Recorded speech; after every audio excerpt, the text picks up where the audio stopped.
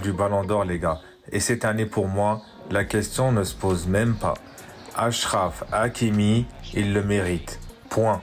Regardez ses stats cette saison. C'est incroyable. On parle de plus de 60 matchs, une activité dingue sur son couloir. Il ne s'arrête jamais.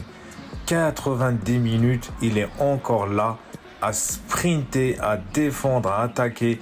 C'est un moteur, mais au-delà des chiffres, c'est son impact en fait. Les buts, c'est important.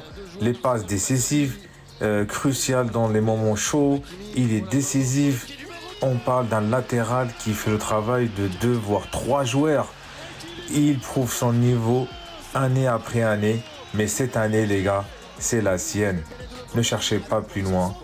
Et bien sûr, on ne peut pas oublier l'effort de Dembélé, sa créativité, ses dribbles, sa capacité de faire la différence. Il est incroyable aussi, ça date pas d'aujourd'hui. Mais encore plus cette année aussi pour Dembélé. Et Lamine Yamal, un phénomène, un talent pur, à même pas 18 ans, il fait des choses de dingue. Il a tout le temps devant lui pour marquer l'histoire. C'est sûr, il sera un jour dans cette conversation pour le Ballon d'Or. Il est déjà très fort, mais il va encore grandir.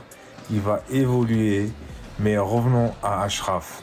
Son endurance, sa régularité, sa capacité à être performant dans les grands rendez-vous. Là, il a la grinta. Il ne lâche rien.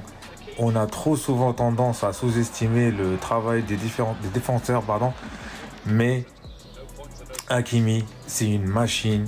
Les gens votent, je sais, mais pour moi, au vu de tout ce qu'il a accompli cette saison, de ses efforts constants, Achraf Hakimi doit être dans la discussion très très sérieuse pour le Ballon d'Or. Il le mérite. Point. Qu'en pensez-vous, les gars? Dites-moi. Après, ce qui me fait peur, c'est un peu la disparité des points, comme ils ont fait l'année dernière pour Vinicius.